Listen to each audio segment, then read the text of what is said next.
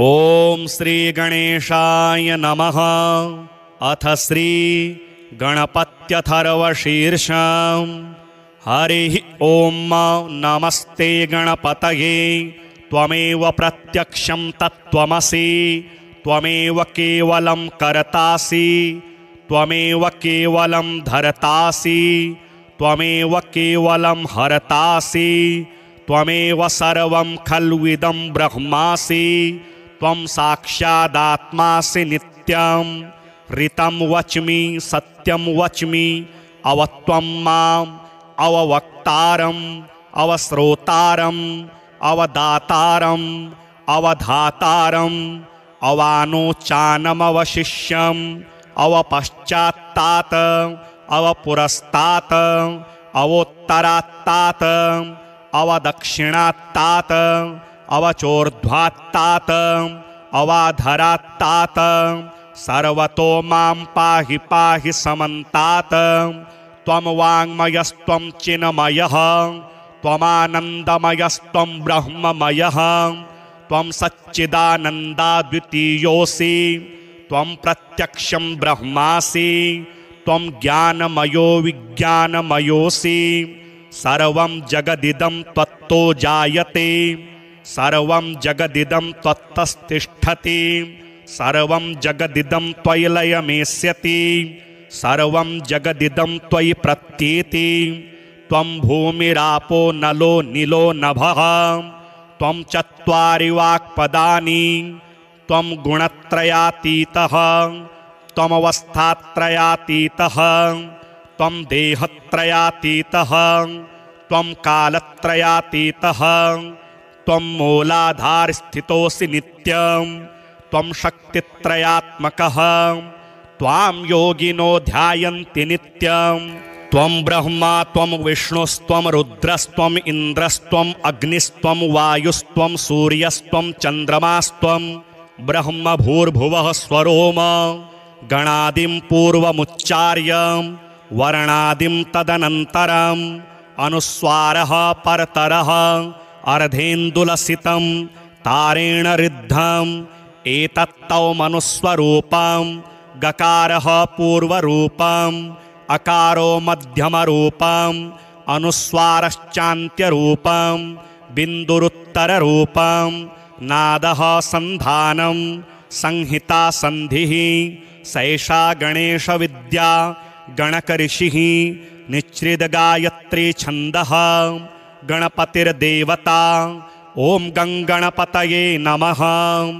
एकदन्ताय विद्महे वक्रतुण्डाय धीमहि तन्नो दन्तिः प्रचोदयात्। एकदन्तं चतुर्हस्तं पाशमङ्कुशधारिणं रदं च वरदं हस्तैर्बिभ्राणं मूषकध्वजं रक्तं लम्बोदरं शूर्प कर्णकं रक्तवाससं रक्तगन्धानुलिप्ताङ्गं रक्तपुष्पैः सुपूजितं भक्तानुकम्पिनं देवं जगत्कारणमच्युतम् आविर्भूतं च सृष्ट्यादौ प्रकृतेः पुरुषात् परम् एवं ध्यायति यो नित्यं स योगी योगिनां वरः। नमो व्रातपतये नमो गणपतये नमः प्रमथपतये नमस्तेस्तु लम्बोदराय एकदन्ताय विघ्नविनाशिने शिवसुताय श्रीवरदमूर्तये नमो नमः।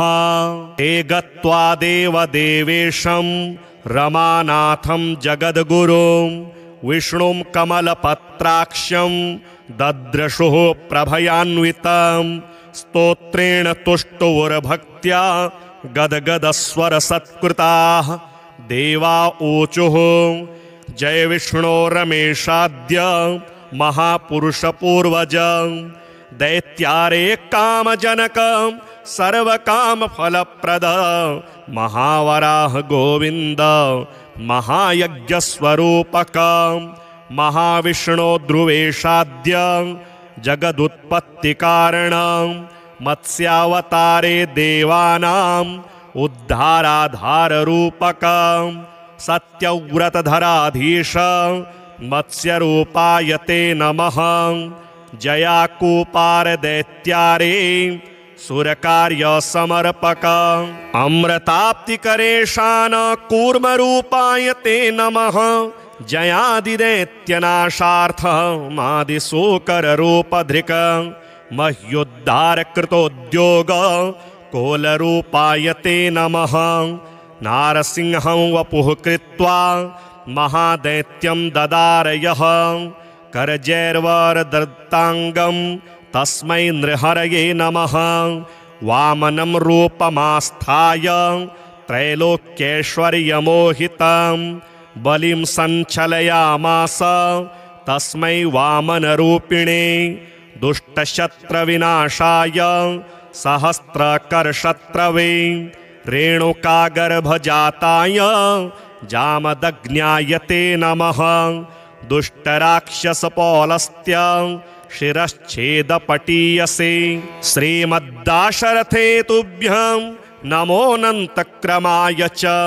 कंसदुर्योधनाद्यैश्च दैत्यैः पृथिवीशलाञ्छनैः भाराक्रान्तां महीं योषा उज्जहार महाविभुः।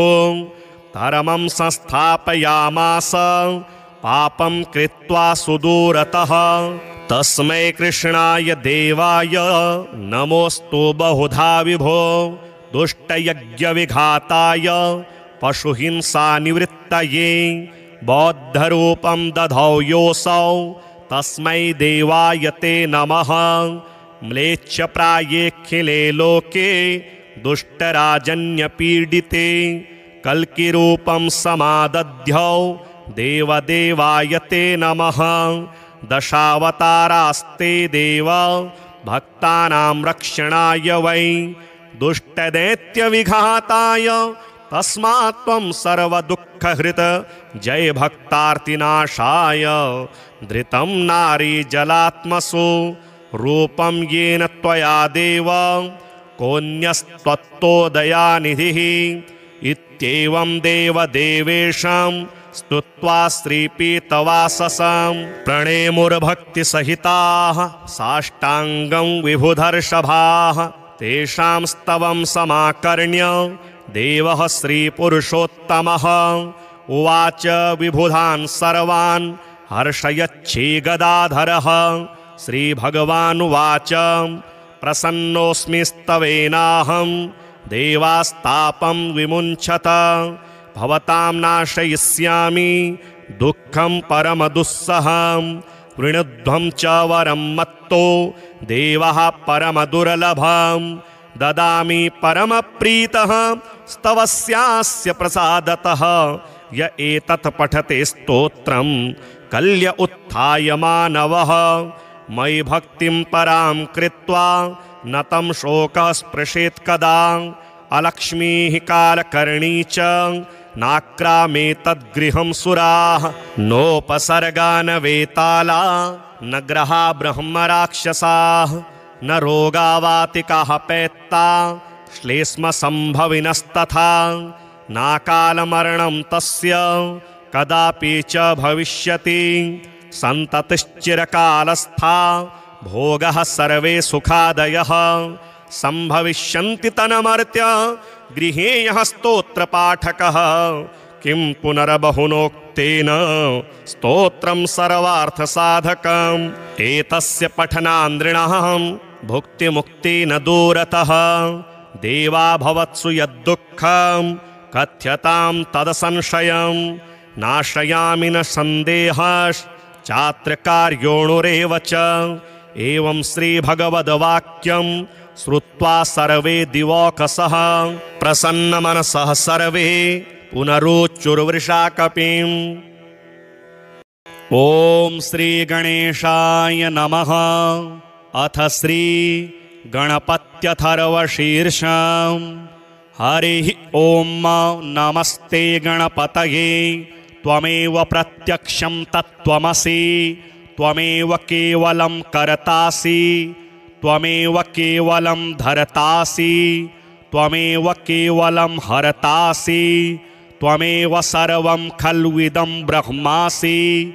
त्वं साक्षादात्मासि नित्यं ऋतं वच्मि सत्यं वच्मि अवत्वं माम् अववक्तारम् अवश्रोतारम् अवदातारम् अवधातारम् अवानोचानमवशिष्यम् अवपश्चात्तात अवपुरस्तात अवोत्तरात्तात अवदक्षिणात्तात अवचोर्ध्वात्तात अवाधरात्तात सर्वतो मां पाहि पाहि समन्तात त्वं वाङ्मयस्त्वं चिन्मयः त्वमानन्दमयस्त्वं ब्रह्ममयः त्वं सच्चिदानन्दाद्वितीयोऽसि त्वं प्रत्यक्षं ब्रह्मासि त्वं ज्ञानमयो विज्ञानमयोऽसि सर्वं जगदिदं त्वत्तो जायते सर्वं जगदिदं त्वत्तस्तिष्ठति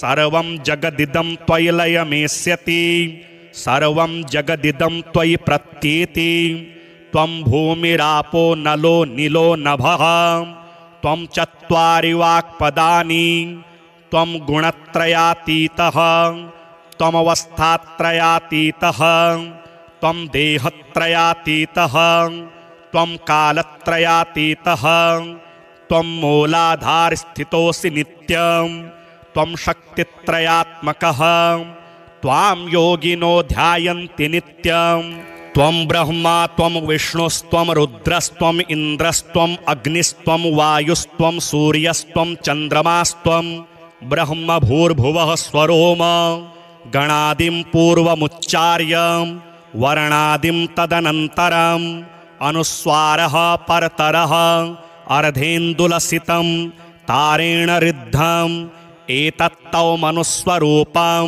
गकारः पूर्वरूपम् अकारो मध्यमरूपम् अनुस्वारश्चान्त्यरूपम् बिन्दुरुत्तररूपम् नादः सन्धानं संहिता सन्धिः सैषा गणेशविद्या गणकऋषिः निच्छ्रितगायत्री छन्दः गणपतिर्देवता ॐ गङ्गणपतये नमः एकदन्ताय विद्महे वक्रतुण्डाय धीमहि तन्नो दन्तिः प्रचोदयात् एकदन्तं चतुर्हस्तं पाशमङ्कुशधारिणं रदं च वरदं हस्तैर्बिभ्राणं मूषकध्वजं रक्तं लम्बोदरं शूर्पकर्णकं रक्तवाससं रक्तगन्धानुलिप्ताङ्गं रक्तपुष्पैः सुपूजितं भक्तानुकम्पिनं देवं जगत्कारणमच्युतम् आविर्भूतं च सृष्ट्यादौ प्रकृतेः पुरुषात् परम् एवं ध्यायति यो नित्यं स योगी योगिनां वरः नमो व्रातपतये नमो गणपतये नमः प्रमथपतये नमस्तेस्तु लम्बोदराय एकदन्ताय विघ्नविनाशिने शिवसुताय श्रीवरदमूर्तये नमो नमः ते गत्वा देवदेवेशं रमानाथं जगद्गुरुं विष्णुं कमलपत्राक्षं दद्रशुः प्रभयान्वितं स्तोत्रेण तुष्टुवुर्भक्त्या गदगदस्वरसत्कृताः देवा ऊचुः जय विष्णो रमेशाद्य महापुरुषपूर्वज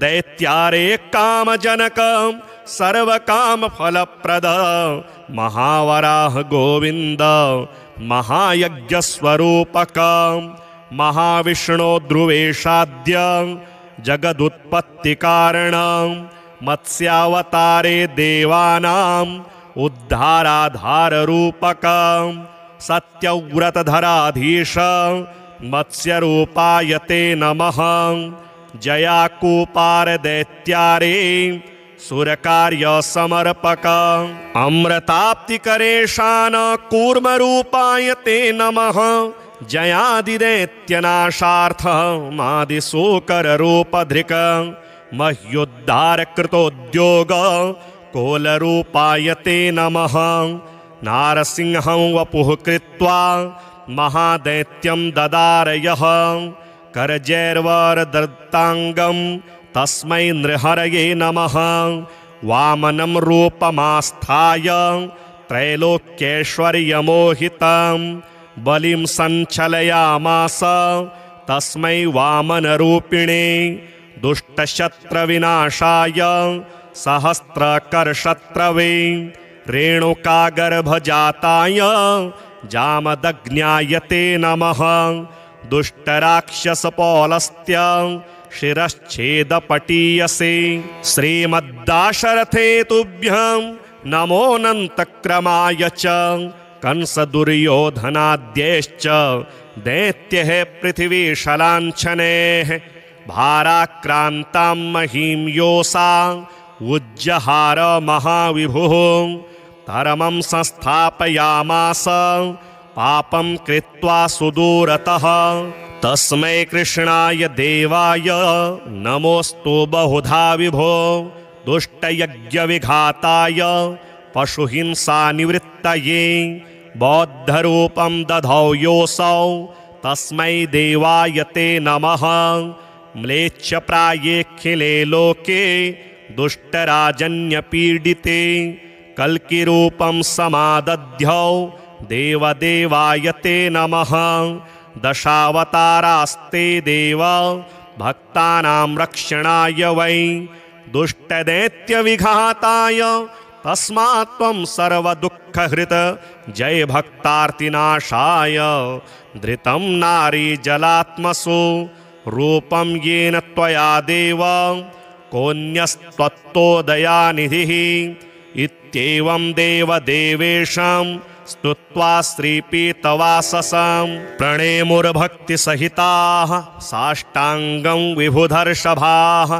तेषां स्तवं समाकर्ण्य देवः श्रीपुरुषोत्तमः उवाच विबुधान् सर्वान् हर्षयच्छीगदाधरः। श्रीभगवानुवाच प्रसन्नोऽस्मि स्तवेनाहं देवास्तापं विमुञ्चत। भवतां नाशयिष्यामि दुःखं परमदुस्सहं। वृणुध्वं च वरं मत्तो देवः परमदुर्लभं। ददामि परमप्रीतः स्तवस्यास्य प्रसादतः। य एतत् पठते स्तोत्रं कल्य उत्थाय मानवः। मयि भक्तिं परां कृत्वा न तं शोकः स्पृशेत् कदा। अलक्ष्मीः कालकर्णी च नाक्रामेतद्गृहं सुराः। नोपसर्गा न वेताला न ग्रहा ब्रह्मराक्षसाः। न रोगावातिकाः पैत्ता श्लेष्मसम्भविनस्तथा। नाकालमरणं तस्य कदापि च भविष्यति। सन्ततिश्चिरकालस्था भोगः सर्वे सुखादयः। सम्भविष्यन्ति तन्मर्त्य गृहे यः स्तोत्रपाठकः। किं पुनर्बहुनोक्तेन स्तोत्रं सर्वार्थसाधकम्। एतस्य पठनान्द्रिणः भुक्तिमुक्तेन दूरतः। देवा भवत्सु यद्दुःखं कथ्यतां तदसंशयं। नाशयामि न सन्देहश्चात्रकार्योणुरेव च। एवं श्रीभगवद्वाक्यं श्रुत्वा सर्वे दिवौकसः प्रसन्नमनसः सर्वे पुनरुच्चुर्वृषाकपिम्। ॐ श्रीगणेशाय नमः। अथ श्रीगणपत्यथर्वशीर्षम्। हरिः ॐ नमस्ते गणपतये। त्वमेव प्रत्यक्षं तत्त्वमसि। त्वमेव केवलं कर्तासि। त्वमेव केवलं धर्तासि। त्वमेव केवलं हर्तासि। त्वमेव सर्वं खल्विदं ब्रह्मासि। त्वं साक्षादात्मासि नित्यं। ऋतं वच्मि सत्यं वच्मि।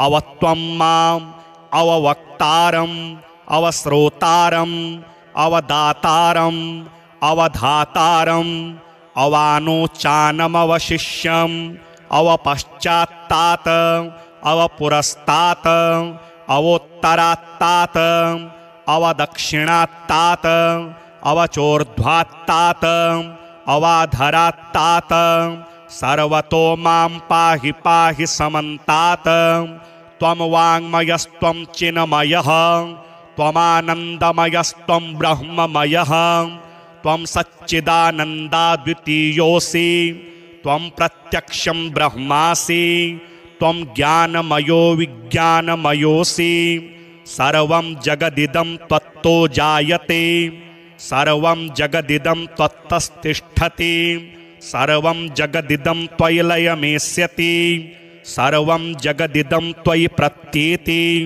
त्वं भूमिरापो नलो नीलो नभः त्वं चत्वारि वाक्पदानि त्वं गुणत्रयातीतः त्वमवस्थात्रयातीतः त्वं देहत्रयातीतः त्वं कालत्रयातीतः त्वं मूलाधारस्थितोऽसि नित्यं त्वं शक्तित्रयात्मकः त्वां योगिनो ध्यायन्ति नित्यं त्वं ब्रह्मा त्वं विष्णुस्त्वं रुद्रस्त्वम् इन्द्रस्त्वम् अग्निस्त्वं वायुस्त्वं सूर्यस्त्वं चन्द्रमास्त्वं ब्रह्म भूर्भुवः स्वरोम गणादिं पूर्वमुच्चार्य वर्णादिं तदनन्तरम् अनुस्वारः परतरः अर्धेन्दुलसितं तारेण ऋद्धम् एतत्तौ मनुस्वरूपं गकारः पूर्वरूपम् अकारो मध्यमरूपम् अनुस्वारश्चान्त्यरूपं बिन्दुरुत्तररूपं नादः सन्धानं संहिता सन्धिः सैषा गणेशविद्या गणकऋषिः निच्छ्रितगायत्री छन्दः गणपतिर्देवता ॐ गङ्गणपतये नमः एकदन्ताय विद्महे वक्रतुण्डाय धीमहि तन्नो दन्तिः प्रचोदयात् एकदन्तं चतुर्हस्तं पाशमङ्कुशधारिणं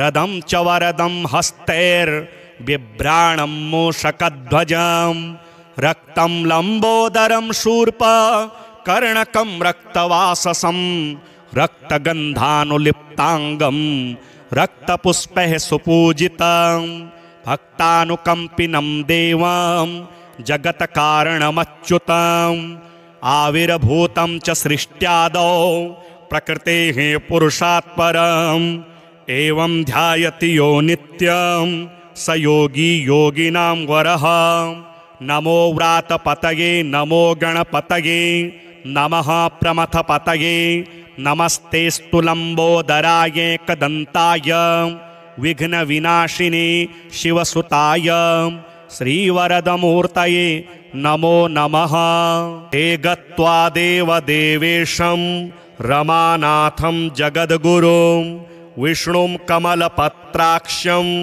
दद्रशुः प्रभयान्वितं स्तोत्रेण तुष्टुर्भक्त्या गदगदस्वरसत्कृताः देवा ऊचुः जय विष्णो रमेशाद्य महापुरुषपूर्वज दैत्यारे कामजनक सर्वकामफलप्रद महावराह गोविन्द महायज्ञस्वरूपक महाविष्णो ध्रुवेशाद्य जगदुत्पत्तिकारण मत्स्यावतारे देवानाम् उद्धाराधाररूपक सत्यव्रतधराधीश मत्स्यरूपाय ते नमः जयाकूपार दैत्यारे सुरकार्यसमर्पक अमृताप्तिकरेशान कूर्मरूपाय ते नमः जयादिदैत्यनाशार्थ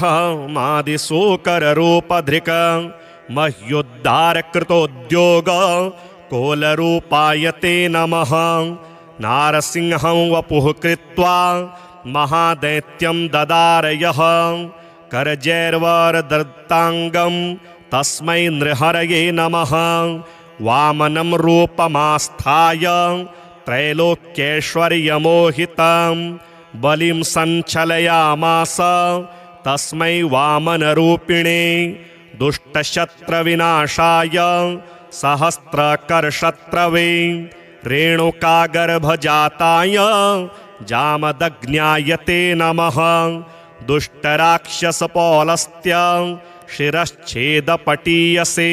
श्रीमद्दाशरथे तुभ्यं नमोऽनन्तक्रमाय च।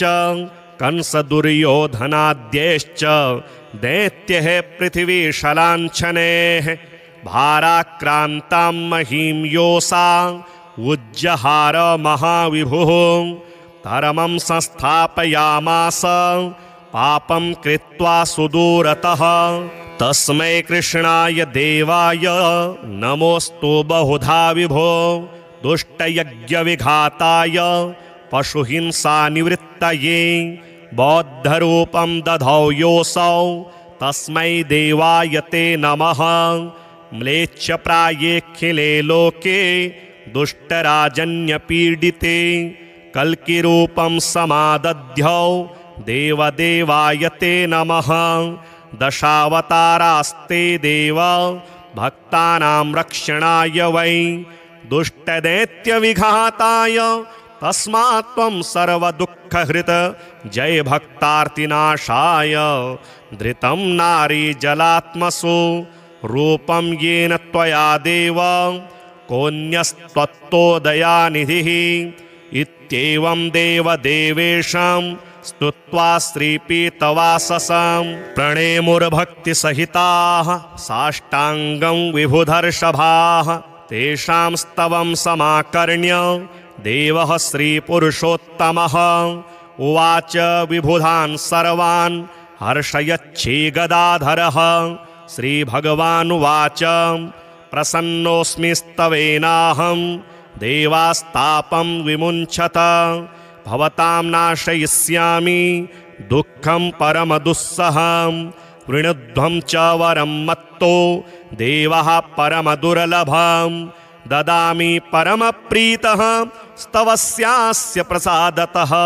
य एतत् पठते स्तोत्रं कल्य उत्थाय मानवः। मयि भक्तिं परां कृत्वा न तं शोकः स्पृशेत् कदा। अलक्ष्मीः कालकर्णी च नाक्रामे तद्गृहं सुराः। नोपसर्गा न वेताला न ग्रहा ब्रह्मराक्षसाः। न रोगावातिकाः पैत्ता श्लेष्मसम्भविनस्तथा। नाकालमरणं तस्य कदापि च भविष्यति। सन्ततिश्चिरकालस्था भोगः सर्वे सुखादयः। सम्भविष्यन्ति तन्मर्त्य गृहे यः स्तोत्रपाठकः। किं पुनर्बहुनोक्तेन स्तोत्रं सर्वार्थसाधकम्। एतस्य पठनान्द्रिणः भुक्तिमुक्ति न दूरतः। देवा भवत्सु यद्दुःखं कथ्यतां तदसंशयं। नाशयामि न सन्देहश्चात्रकार्योणुरेव च। एवं श्रीभगवद्वाक्यं श्रुत्वा सर्वे दिवौकसः प्रसन्नमनसः सर्वे पुनरुच्चुर्वृषाकपिम्। ॐ श्रीगणेशाय नमः। अथ श्रीगणपत्यथर्वशीर्षम्। हरिः ॐ नमस्ते गणपतये। त्वमेव प्रत्यक्षं तत्त्वमसि। त्वमेव केवलं कर्तासि। त्वमेव केवलं धर्तासि। त्वमेव केवलं हर्तासि। त्वमेव सर्वं खल्विदं ब्रह्मासि। त्वं साक्षादात्मासि नित्यं। ऋतं वच्मि सत्यं वच्मि। अवत्वं माम् अववक्तारम् अवश्रोतारम् अवदातारम् अवधातारम् अवानोचानमवशिष्यम् अवपश्चात्तात अवपुरस्तात अवोत्तरात्तात अवदक्षिणात्तात अवचोर्ध्वात्तात अवाधरात्तात। सर्वतो मां पाहि पाहि समन्तात। त्वं वाङ्मयस्त्वं चिन्मयः। त्वमानन्दमयस्त्वं ब्रह्ममयः। त्वं सच्चिदानन्दाद्वितीयोऽसि। त्वं प्रत्यक्षं ब्रह्मासि। त्वं ज्ञानमयो विज्ञानमयोऽसि। सर्वं जगदिदं त्वत्तो जायते। सर्वं जगदिदं त्वत्तस्तिष्ठति। सर्वं जगदिदं त्वयि लयमेष्यति। सर्वं जगदिदं त्वयि प्रत्येति त्वं भूमिरापो नलो नीलो नभः त्वं चत्वारि वाक्पदानि त्वं गुणत्रयातीतः त्वमवस्थात्रयातीतः त्वं देहत्रयातीतः त्वं कालत्रयातीतः त्वं मूलाधारस्थितोऽसि नित्यं त्वं शक्तित्रयात्मकः त्वां योगिनो ध्यायन्ति नित्यं त्वं ब्रह्मा त्वं विष्णुस्त्वं रुद्रस्त्वं इन्द्रस्त्वं अग्निस्त्वं वायुस्त्वं सूर्यस्त्वं चन्द्रमास्त्वं ब्रह्म भूर्भुवः स्वरोम गणादिं पूर्वमुच्चार्य वर्णादिं तदनन्तरम् अनुस्वारः परतरः अर्धेन्दुलसितं तारेण ऋद्धम् एतत्तौ मनुस्वरूपं गकारः पूर्वरूपम् अकारो मध्यमरूपम् अनुस्वारश्चान्त्यरूपम् बिन्दुरुत्तररूपम् नादः सन्धानं संहिता सन्धिः सैषा गणेशविद्या गणकऋषिः निच्छ्रितगायत्री छन्दः गणपतिर्देवता ॐ गङ्गणपतये नमः एकदन्ताय विद्महे वक्रतुण्डाय धीमहि तन्नो दन्तिः प्रचोदयात् एकदन्तं चतुर्हस्तं पाशमङ्कुशधारिणं रदं च वरदं हस्तैर्बिभ्राणं मूषकध्वजं रक्तं लम्बोदरं शूर्प कर्णकं रक्तवाससं रक्तगन्धानुलिप्ताङ्गं रक्तपुष्पैः सुपूजितं भक्तानुकम्पिनं देवं जगत्कारणमच्युतम् आविर्भूतं च सृष्ट्यादौ प्रकृतेः पुरुषात् परम् एवं ध्यायति यो नित्यं स योगी योगिनां वरः नमो व्रातपतये नमो गणपतये नमः प्रमथपतये नमस्तेस्तु लम्बोदराय एकदन्ताय विघ्नविनाशिने शिवसुताय श्रीवरदमूर्तये नमो नमः। ते गत्वा देवदेवेशं रमानाथं जगद्गुरुं विष्णुं कमलपत्राक्षं दद्रशुः प्रभयान्वितं स्तोत्रेण तुष्टुर्भक्त्या गदगदस्वरसत्कृताः देवा ऊचुः जय विष्णो रमेशाद्य महापुरुषपूर्वज दैत्यारे कामजनक सर्वकामफलप्रद महावराह गोविन्द महायज्ञस्वरूपक महाविष्णो ध्रुवेशाद्य जगदुत्पत्तिकारणं मत्स्यावतारे देवानां उद्धाराधाररूपकं सत्यव्रतधराधीश मत्स्यरूपाय ते नमः जयाकूपारदैत्यारे सुरकार्यसमर्पक अमृताप्तिकरेशान कूर्मरूपाय ते नमः जयादिदैत्यनाशार्थमादिशूकररूपधृक मह्युद्धारकृतोद्योग कोलरूपाय ते नमः नारसिंहं वपुः कृत्वा महादैत्यं ददारयः करजैर्वरदत्ताङ्गं तस्मै नृहरये नमः वामनं रूपमास्थाय त्रैलोक्यैश्वर्यमोहितं बलिं सञ्चलयामास तस्मै वामनरूपिणे दुष्टशत्रविनाशाय सहस्रकरशत्रवे रेणुकागर्भजाताय जामदग्न्याय ते नमः दुष्टराक्षसपौलस्त्य शिरश्छेदपटीयसे श्रीमद्दाशरथे तुभ्यं नमोऽनन्तक्रमाय च कंसदुर्योधनाद्यैश्च दैत्यैः पृथिवीशलाञ्छनैः भाराक्रान्तां महीं योषा उज्जहार महाविभुः धर्मं संस्थापयामास पापं कृत्वा सुदूरतः तस्मै कृष्णाय देवाय नमोऽस्तु बहुधा विभो दुष्टयज्ञविघाताय पशुहिंसानिवृत्तये बौद्धरूपं दधौ योऽसौ तस्मै देवाय ते नमः। म्लेच्छप्रायेऽखिले लोके दुष्टराजन्यपीडिते कल्किरूपं समादध्यौ देवदेवाय ते नमः। दशावतारास्ते देव भक्तानां रक्षणाय वै दुष्टदैत्यविघाताय तस्मात् त्वं सर्वदुःखहृत् जय भक्तार्तिनाशाय। धृतं नारी जलात्मसु रूपं येन त्वया देव कोऽन्यस्त्वत्तोदयानिधिः। इत्येवं देवदेवेशं स्तुत्वा श्रीपीतवाससं प्रणेमुर्भक्तिसहिताः साष्टाङ्गं विभुधर्षभाः। तेषां स्तवं समाकर्ण्य देवः श्रीपुरुषोत्तमः उवाच विबुधान् सर्वान् हर्षयच्छीगदाधरः।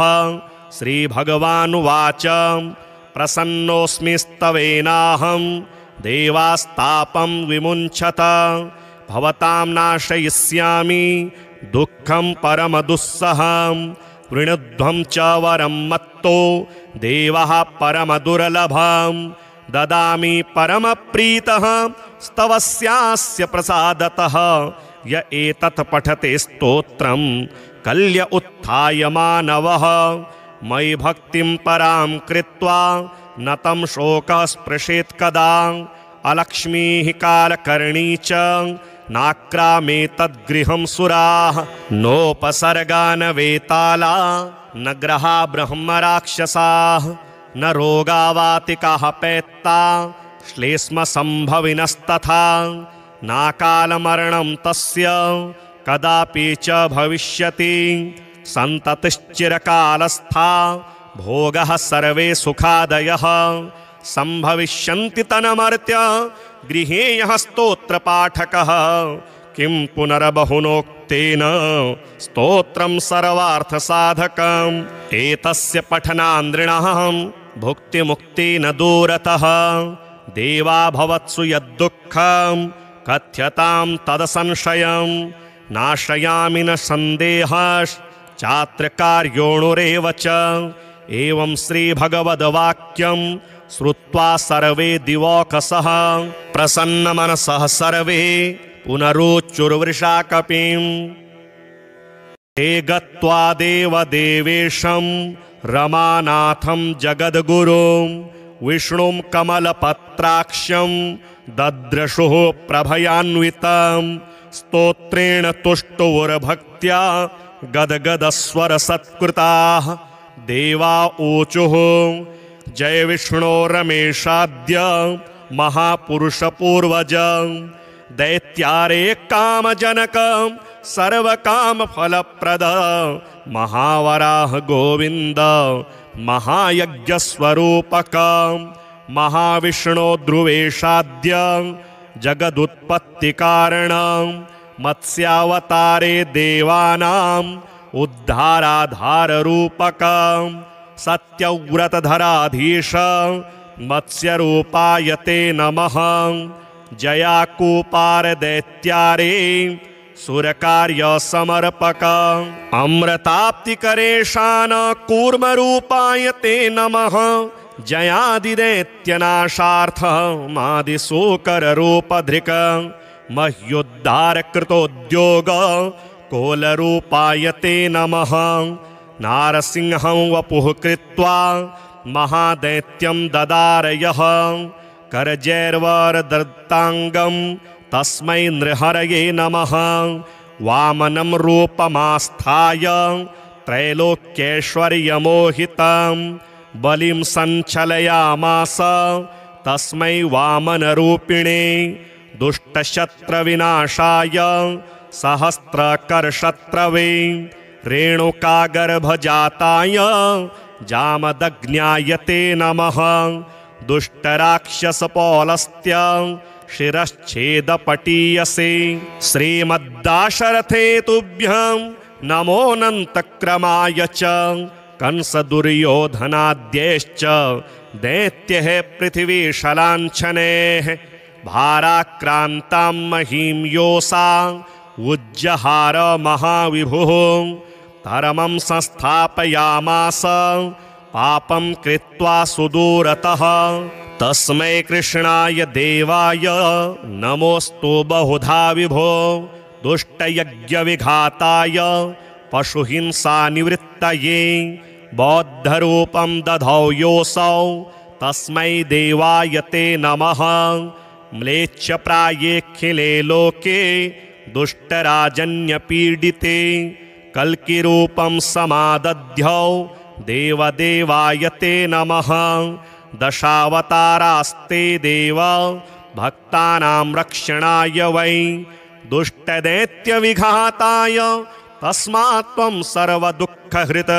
जय भक्तार्तिनाशाय धृतं नारी जलात्मसु रूपं येन त्वया देव कोऽन्यस्त्वत्तोदयानिधिः इत्येवं देवदेवेशं स्तुत्वा श्रीपीतवाससं प्रणेमुर्भक्तिसहिताः साष्टाङ्गं विभुधर्षभाः तेषां स्तवं समाकर्ण्य देवः श्रीपुरुषोत्तमः उवाच विबुधान् सर्वान् हर्षयच्छीगदाधरः श्रीभगवानुवाच प्रसन्नोऽस्मि स्तवेनाहं देवास्तापं विमुञ्चत भवतां नाशयिष्यामि दुःखं परमदुस्सहं वृणुध्वं च वरं मत्तो देवः परमदुर्लभं ददामि परमप्रीतः स्तवस्यास्य प्रसादतः य एतत् पठते स्तोत्रं कल्य उत्थाय मानवः मयि भक्तिं परां कृत्वा न तं शोकः स्पृशेत् कदा अलक्ष्मीः कालकर्णी च नाक्रामे तद्गृहं सुराः नोपसर्गा न वेताला न ग्रहा ब्रह्मराक्षसाः न रोगावातिकाः पैत्ता श्लेष्मसम्भविनस्तथा नाकालमरणं तस्य कदापि च भविष्यति सन्ततिश्चिरकालस्था भोगः सर्वे सुखादयः सम्भविष्यन्ति तन्मर्त्य गृहे यः स्तोत्रपाठकः किं पुनर्बहुनोक्तेन स्तोत्रं सर्वार्थसाधकम् एतस्य पठनान्द्रिणः भुक्तिमुक्तेन दूरतः देवा भवत्सु यद्दुःखं कथ्यतां तदसंशयं नाशयामि न सन्देहश्चात्रकार्योणुरेव च एवं श्रीभगवद्वाक्यं श्रुत्वा सर्वे दिवौकसः प्रसन्नमनसः सर्वे पुनरुच्चुर्वृषाकपिं ते गत्वा देवदेवेशं रमानाथं जगद्गुरुं विष्णुं कमलपत्राक्षं दद्रशुः प्रभयान्वितं स्तोत्रेण तुष्टुर्भक्त्या गदगदस्वरसत्कृताः देवा ऊचुः जय विष्णो रमेशाद्य महापुरुषपूर्वज दैत्यारे कामजनक सर्वकामफलप्रद महावराह गोविन्द महायज्ञस्वरूपक महाविष्णो ध्रुवेशाद्य जगदुत्पत्तिकारण मत्स्यावतारे देवानाम् उद्धाराधाररूपक सत्यव्रतधराधीश मत्स्यरूपाय ते नमः जयाकूपारदैत्यारे सुरकार्यसमर्पक अमृताप्तिकरेशान कूर्मरूपाय ते नमः जयादिदैत्यनाशार्थ मादिशूकररूपधृक मह्युद्धारकृतोद्योग कोलरूपाय ते नमः नारसिंहं वपुः कृत्वा महादैत्यं ददारयः करजैर्वरदत्ताङ्गं तस्मै नृहरये नमः वामनं रूपमास्थाय त्रैलोक्यैश्वर्यमोहितं बलिं सञ्चलयामास तस्मै वामनरूपिणे दुष्टशत्रविनाशाय सहस्रकरशत्रवे रेणुकागर्भजाताय जामदग्न्याय ते नमः। दुष्टराक्षसपौलस्त्य शिरश्छेदपटीयसे। श्रीमद्दाशरथे तुभ्यं नमोऽनन्तक्रमाय च। कंसदुर्योधनाद्यैश्च दैत्यैः पृथिवीशलाञ्छनैः भाराक्रान्तां महीं योषा उज्जहार महाविभुः। धर्मं संस्थापयामास पापं कृत्वा सुदूरतः।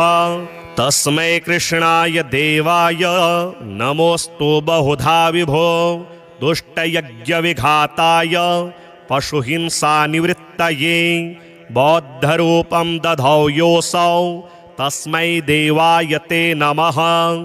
म्लेच्छप्रायेऽखिले लोके दुष्टराजन्यपीडिते कल्किरूपं समादध्यौ देवदेवाय ते नमः। दशावतारास्ते देव भक्तानां रक्षणाय वै दुष्टदैत्यविघाताय तस्मात् त्वं सर्वदुःखहृत जय भक्तार्तिनाशाय। धृतं नारी जलात्मसु रूपं येन त्वया देव कोऽन्यस्त्वत्तोदयानिधिः। इत्येवं देवदेवेशं स्तुत्वा श्रीपीतवाससं प्रणेमुर्भक्तिसहिताः साष्टाङ्गं विभुधर्षभाः। तेषां स्तवं समाकर्ण्य देवः श्रीपुरुषोत्तमः उवाच विबुधान् सर्वान् हर्षयच्छीगदाधरः। श्रीभगवानुवाच प्रसन्नोऽस्मि स्तवेनाहं देवास्तापं विमुञ्चत। भवतां नाशयिष्यामि दुःखं परमदुस्सहं। वृणुध्वं च वरं मत्तो देवः परमदुर्लभं। ददामि परमप्रीतः स्तवस्यास्य प्रसादतः। य एतत् पठते स्तोत्रं कल्य उत्थाय मानवः। मयि भक्तिं परां कृत्वा न तं शोकः स्पृशेत् कदा।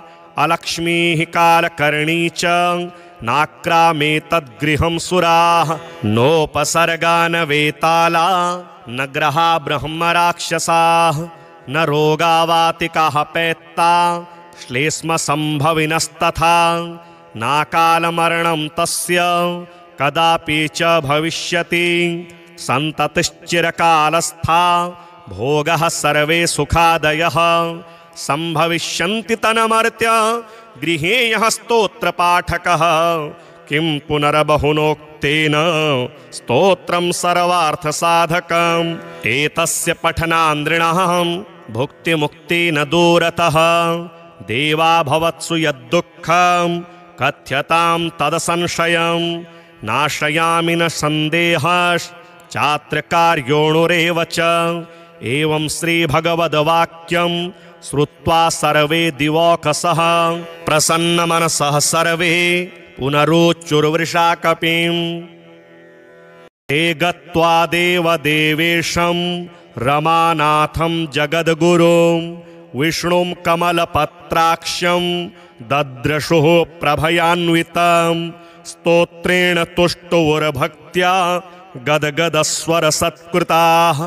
देवा ऊचुः जय विष्णो रमेशाद्य महापुरुषपूर्वज। दैत्यारे कामजनक सर्वकामफलप्रद। महावराह गोविन्द महायज्ञस्वरूपक। महाविष्णो ध्रुवेशाद्य जगदुत्पत्तिकारण। मत्स्यावतारे देवानां उद्धाराधाररूपक। सत्यव्रतधराधीश मत्स्यरूपाय ते नमः।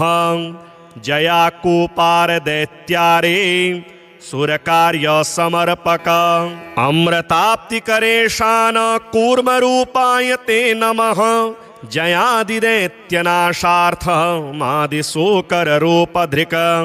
मह्युद्धारकृतोद्योग कोलरूपाय ते नमः। नारसिंहं वपुः कृत्वा महादैत्यं ददारयः।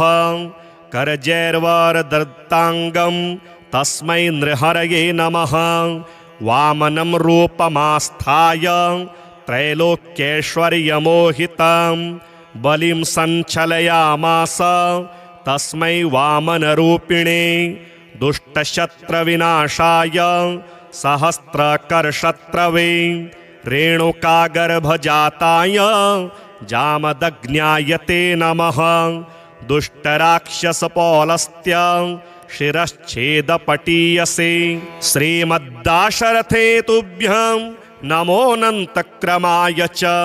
कंसदुर्योधनाद्यैश्च दैत्यैः पृथिवीशलाञ्छनैः भाराक्रान्तां महीं योषा उज्जहार महाविभुः।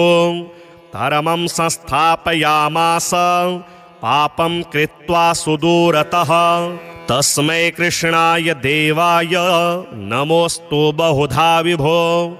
दुष्टयज्ञविघाताय पशुहिंसानिवृत्तये बौद्धरूपं दधौ योऽसौ तस्मै देवाय ते नमः।